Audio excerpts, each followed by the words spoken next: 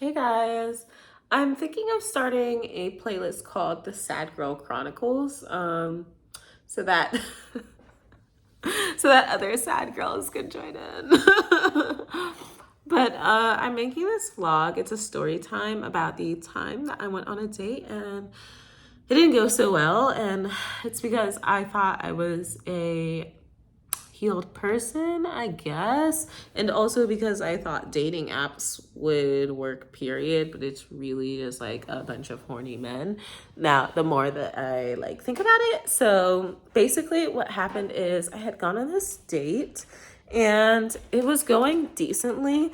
But the guy kept talking about the first thing, really, the first major conversation that we even had was about gold diggers, right? Which is kind of weird because at the end I even asked him like, so what do you think about strippers? Because I used to be a stripper. Like, I just wanted to hear what he would say. I honestly didn't give a shit what he thought about strippers, to be honest. Most people are gonna say they love them, but because why wouldn't you love a stripper? Like, anyways, though. And but our first conversation that we really had, like deeper conversation, was about gold diggers, and it was about women who date like rich, wealthy men, and they end up, you know, without the lifestyle that they wanted, yada yada yada. And I didn't want to say too much because that's my it's my lifestyle. And about, how they always end up with the wrong end of the stick. And if a guy will do that, how many other women are they doing that? Like, how, if he can easily hand you $1,000, $2,000, how easily can he do that to another woman? And I do see what he's saying. I 100% agree, actually. But it just kind of depends on the man, the situation, the age, like how emotionally dependent are they on you? That's most important. Anyways, I'm not here to give a gold digger class, though. That's not what the fuck I'm here for. So I'm like, okay, whatever. And then I come to find out that his ex left him or was cheating on him with this guy who apparently had money from Texas, which is so weird. And honestly, the whole date was really triggering, though, because he had this ex named, the girl that did that to him was named Kayla. And I also have an ex who dated a Kayla who was a bitch. And I'm telling you right now, the date actually made me low-key want to cry. I'm like, you're just triggering me on, you're just triggering me. Okay, how about that? You're triggering me. But I didn't say that because I'm not gonna look like a weak bitch in front of somebody. So anyways, though, and maybe that's my problem, is that I have trouble like showing my true, like, nobody, even me, even I'm surprised when I cry. Nobody ever knows what I'm truly feeling. It's the truth. And it's hard for me to let my guard up, truly. So, but regardless, back to the story. And then we just start talking, we're laughing, we're having a good time. We leave the gold digger conversation because in my mind, like, I knew he had a good job. I knew he lived alone. Like, I'm like, fuck it, you know what I mean? Like, so, and when I'm dating, that's kind of all that matters, is that a guy lives alone and he has a good job. I'm not, depending on what I'm looking for, I'm not necessarily expecting them to, 100% provide for me, because they shouldn't expect me to sleep with them because they bought me a few drinks. Like, go hire prostitutes, you know what I mean? So anyways, we end up leaving and we go to his place. And when we're at his place, we start to begin to hook up. But I don't know, I couldn't stop thinking about what he had said earlier and the whole like sugaring thing, because it just reminded me of what my life has been, basically. And I couldn't be turned on anymore. And so I told him that, because in the past, maybe like me, even a few months ago, would have continued to hook up with him. But I've come to realize that there's no point in hooking up with somebody unless you have like some sort of emotional connection, maybe not even super deep connection, but there's like this root that has to be dug out of the fucking earth. Do you know what I mean? And so it wasn't there for me. And like I said, I kept thinking about what he said, and I just kept thinking, man, am I just like a cheap fuck? And even though I had gone in with the intentions of like sort of a friends with benefits thing, I simply could not do it because like my ex fucked me up in different sorts of ways, like different sorts like one, he worshipped the ground I walked on. Two, he tore me down. Three, he was very generous. So it's like and that was before I even slept with him. So it was just like I could not. I have really hard time sleeping with people that aren't just extremely generous, aren't like love bombing me, aren't, you know, giving me their entire paycheck. Like it's very, very hard for me. Because otherwise, like I'm like, why are we having sex? Like it's such an energy exchange, right? And so I told him that, and I'm kind of proud. I'm not kind of proud of myself. I am proud of myself for telling him that. And it's something, when I was in the Uber ride back home, I was thinking, is this something I need to go back to therapy for? Because there have been moments where I have just been like, in general, questioning my sexuality. And it's like, I know I'm attracted to men too, but I just think it takes a lot more for me to be like, to hook up with a man. It's just the truth. And that's just how I am. And I'm sure that's how other bisexual women are too. Maybe.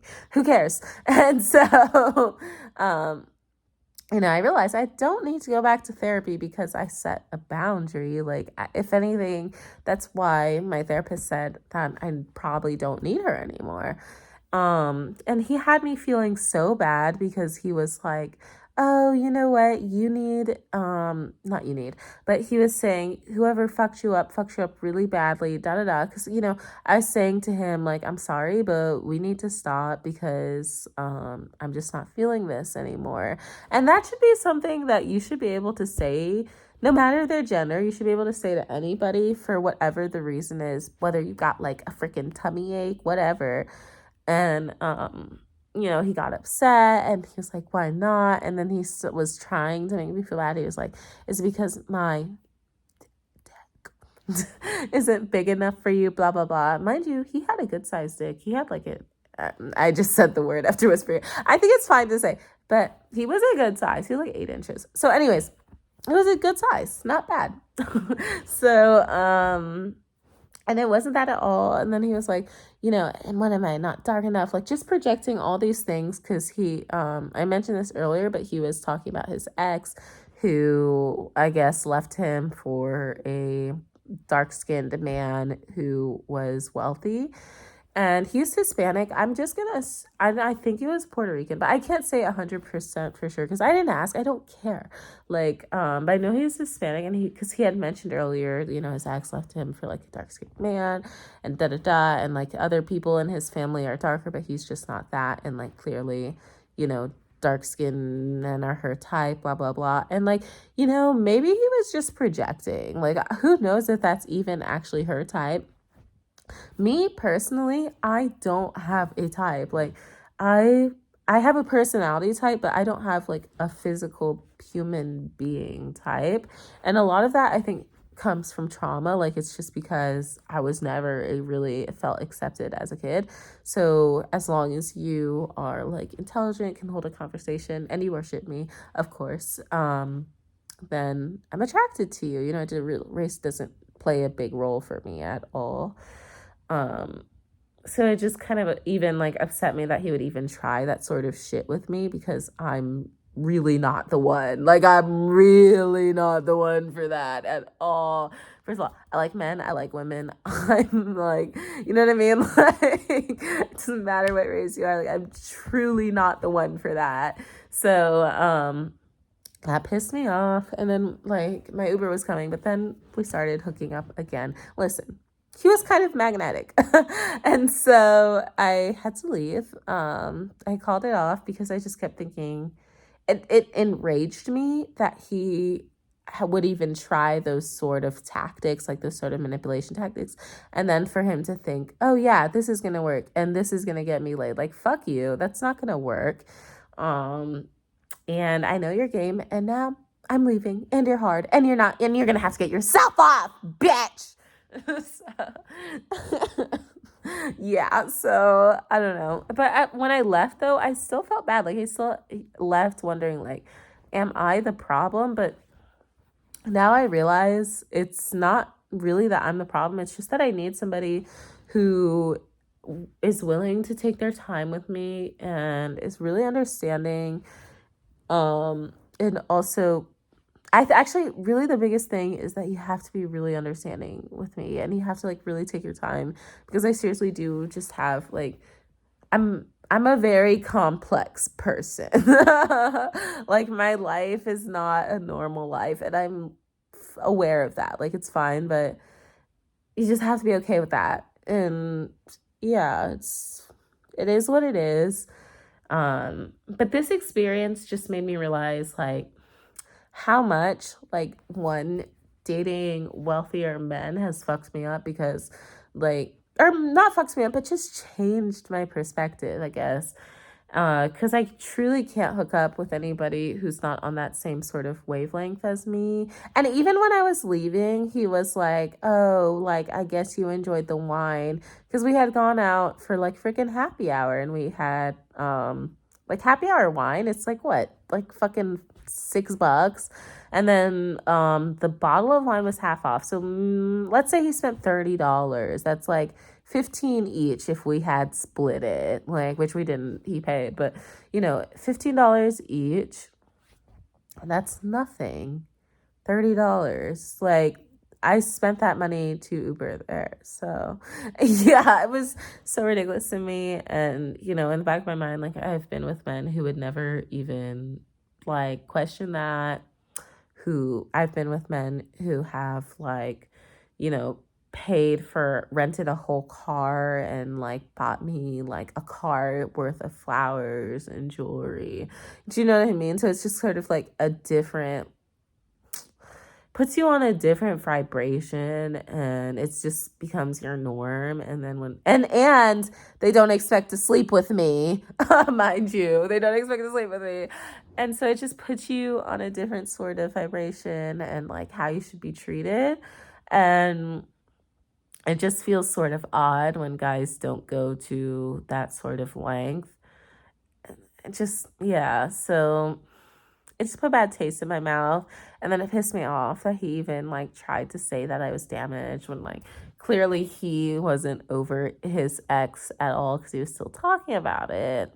And that was like the first topic that he even brought up. And I found it really interesting, because he said he was a sociology major, and not to be like that bitch, but I didn't go to school. And everybody knows, or everybody should know, if you don't know this, I'm giving you free game, but you don't talk about your past relationships on a first date, because you are conditioning somebody to treat you how you want to be treated. That's all I'm gonna fucking say. So that's my dating story time. I feel a little bit like a Carrie Bradshaw with my Mr. Big did this and Mr. Big did that for me. But like low-key, Mr. Big did do that for me. So yeah, that's all. And he actually, I'm sorry to relate this to Sex and the City, but and he did remind me of Steve from Sex and the City. But if Steve had a good job, you know? So it's a shame, because we had chemistry and everything, but yeah. I guess this is just the story of a girl in her 20s, huh? Trying to find love. Anyways, I hope you guys like this video. Give it a comment, a like, subscribe.